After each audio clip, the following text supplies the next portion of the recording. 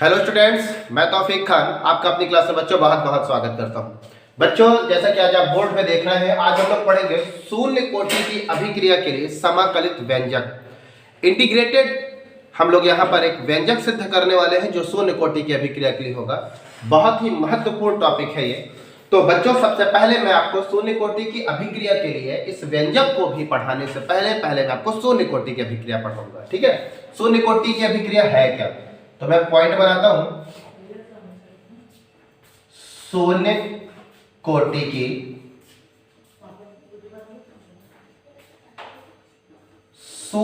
की अभिक्रिया क्या है? डेफिनेशन लिखता हूं। वह रासायनिक अभिक्रिया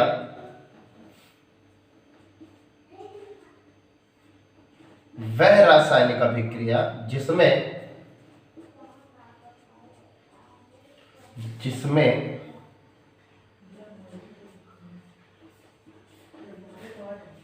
अभिक्रिया की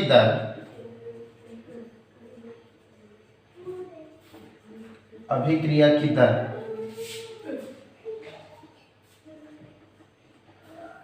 अभिकारकों की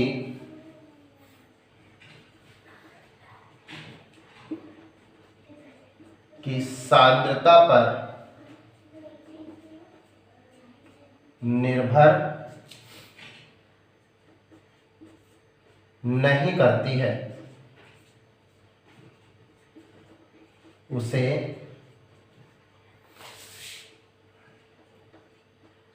शून्य कोटि की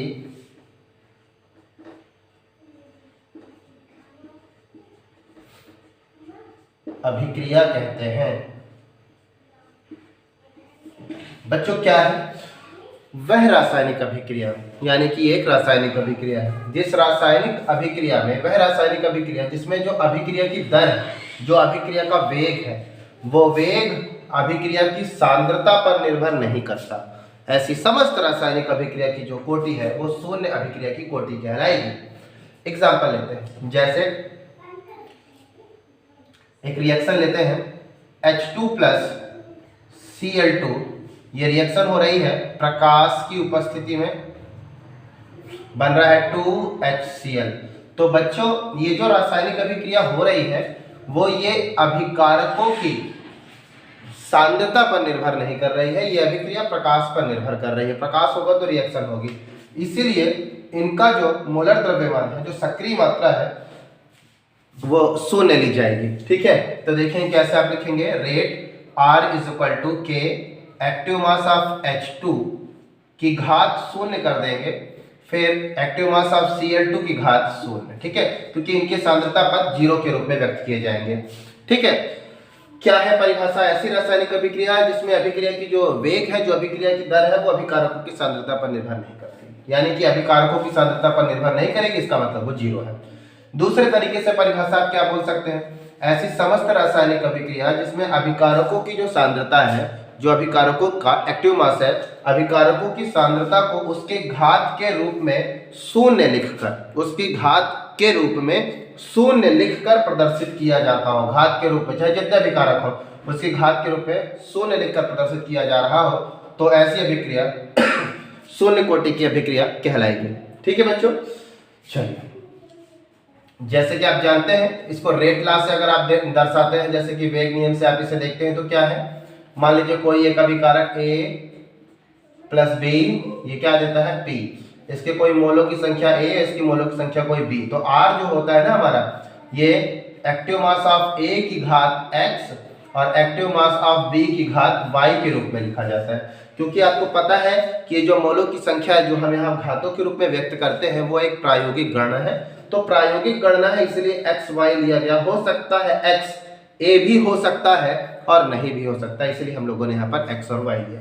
तो वैसे यहाँ पर देखिए, इसकी जगह पर हूबहू ये रिएक्शन लिखी है, तो इसके मोलों की संख्या 1, इसके मोलों की संख्या 1, तो 1 हो भी सकता था, नहीं भी हो सकता था। तो देखिए बच्चों, 1 नहीं है बल्कि 0 है। तो 0 क्यों है? क्योंकि ये रिएक्शन इसकी सांद्रता पर निर्भर नहीं करती, बल्कि प्रकाश की मात्रा पर निर्भर कर रही है। तो ये था बच्चों शून्य कोटि की अभिक्रिया और उसका एग्जाम्पल। अब हम लोग इसके लिए देखेंगे समाकलित व्यंजक। तब तक आप स्क्रीनशॉट ले लीजिए।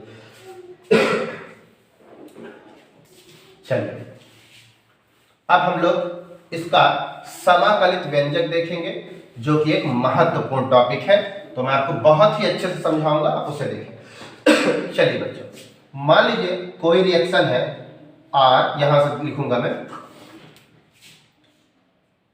R कन्वर्ट होता है P में।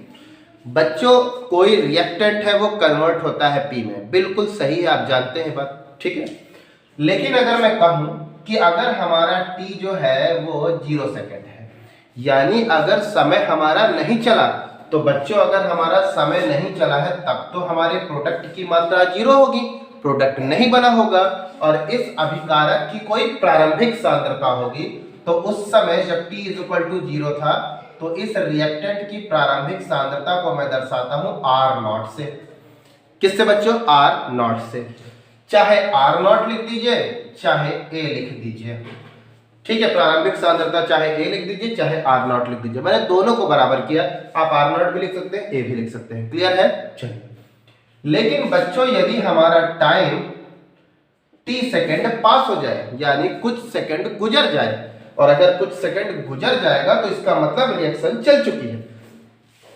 और अगर बच्चों रिएक्शन कुछ सेकंड चल चुकी है, तो इसका मतलब प्रोडक्ट कुछ बन चुका है।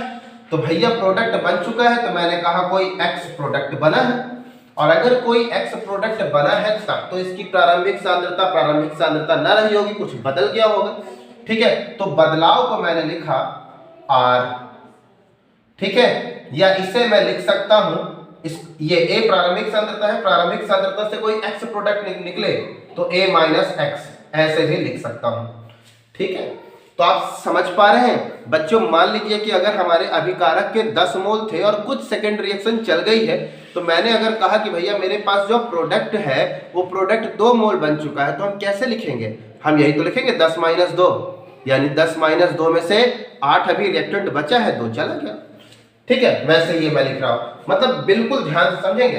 अगर हमारा T 0 है, तो इसका मतलब उस R की जो प्रारंभिक सांद्रता है वो R0 है या A है, चाहे R0 = A के है, ठीक है। तब उस समय जब समय 0 रहा तब प्रोडक्ट नहीं बना था, लेकिन जैसे ही टाइम हमारा T सेकेंड गुजरा तब कोई X प्रोडक्ट बनना शुरू हुआ। तो X प्रोडक्ट काहे से बने? प्रारंभिक सांद्रता से। तो प्रारंभिक सांद्रता A है ना, A में से X गुजर गया, निकल गया, तो अब R0 पहले लिखते थे, तो अब R0 न लिख के R लिख दिया, बस सब कुछ वैसा है। चलिए अब आगे हम लोग लिखते हैं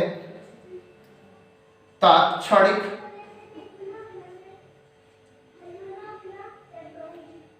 वेग के नियम से। बच्चों हम लोग तात्क्षणिक वेग का नियम लिखते हैं। तात्क्षणिक वेग क्या कहता है? R = अभिकारक के लिए, ये अभिकारक के लिए माइनस में लिखा जाता है dx। अब यहां पर x की जगह पर R लिख दीजिए, ये बाई dt, ठीक है। चलिए, ये तात्क्षणिक वेग के आधार पर कर रहे थे। इसके बाद द्रव्यानुपाती क्रिया के नियम से क्या लिखेंगे आप? द्रव्यानुपाती क्रिया के नियम से। क्या है द्रव्यानुपाती क्रिया का नियम? R = K, active mass of R।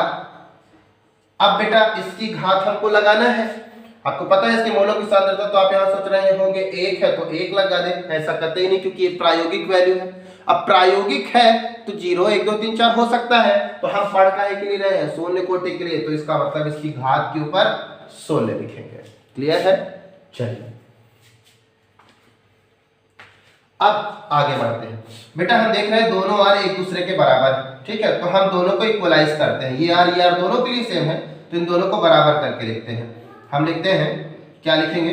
दोनों को, इसको समीकरण नंबर 1 ले लो, इसको समीकरण नंबर 2 लिख लो। तो यहां पे लिखो समीकरण 1 व 2 को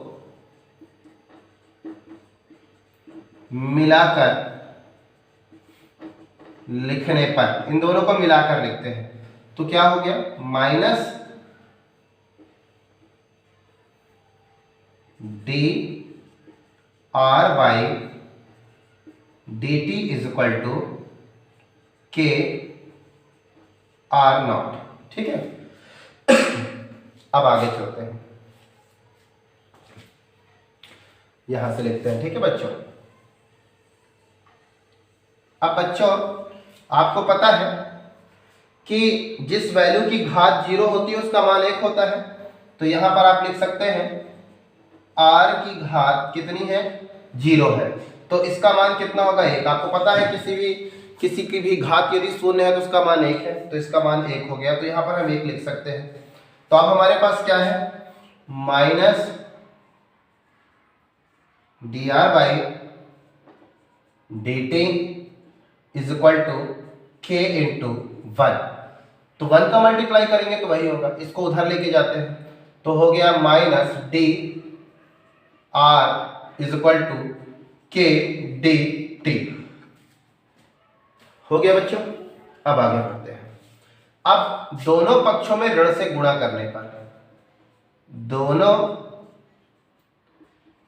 पक्षों में ऋण से गुणा करने पर, दोनों पक्षों में ऋण से गुणा करते हैं, तो बच्चों ऋण से गुणा करेंगे तो ये प्लस में हो जाएगा, प्लस, तो प्लस लिखने की जरूरत नहीं है, आप सीधे लिखेंगे D R is equal to minus K D T. लिख गया बच्चों। अब हम क्या करेंगे, दोनों पक्षों का समाकलन करने पर, ठीक है, दोनों पक्षों का समाकलन करने पर, समाकलन करेंगे D R is equal to minus K D T. ठीक है बच्चों, ये समाकलन से ये अवकलन कैंसिल करते हैं, ये यहां से कैंसिल करते हैं, हमारे पास बच क्या रहा है, आर क्या बच रहा है, माइनस के, ये कैंसिल हो गया, टी। अब ये अवकलन और समाकलन हटाने से एक नियतांक आ गया, नियतांक सी, ये आ गया। तो अब ये एक समीकरण हमको प्राप्त हुआ। इस समीकरण को लेते हैं बच्चों समीकरण नंबर 3। ये समीकरण नंबर 3 है। तो अब आप उपरोक्त समीकरण, ये जो हम समीकरण बनाए हैं, ये भैया कौन से क्या दर्शा रहा है, ये तब का समीकरण है जब हमारा रिएक्शन चल चुका है। देखिए आर नॉट तब है जब रिएक्शन चला नहीं है, आर तब है जब रिएक्शन टी सेकंड यानी कुछ सेकंड पास हो गया है, यानी कि कुछ समय रिएक्शन हमारा चल चुका है, ये तब के लिए है। तो अब हम यहाँ पे लिखते हैं समीकरण 3 को t बराबर 0 के लिए लिखने पर, मतलब बच्चों क्या हुआ, ये तीसरे समीकरण को हम क्या किस रूप में लिखते हैं कि जब हमारा समय 0 था, तब अगर 0 था तब इस r की ये जो सांद्रता है, ये बची हुई जो सांद्रता है, ये प्रारंभिक सांद्रता यानी r नॉट के रूप में लिखी जाएगी। r naught is equal to बच्चों माइनस के, और t 0 है, समय हमारा 0 है, प्लस c, फिर r naught is equal to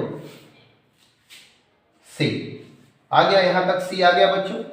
अब c का मान समीकरण नंबर 3 में रखने पर, ठीक है, ये c, ये देख रहे हैं ना, c बराबर r नॉट, c का मान समीकरण नंबर 3 पर रखने पर, c का मान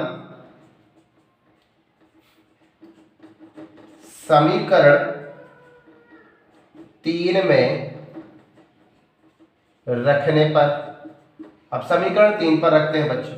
समीकरण 3 क्या है आपका, ये तो हो गया क्या, r इज equal to minus K T plus R naught, ये आ गया।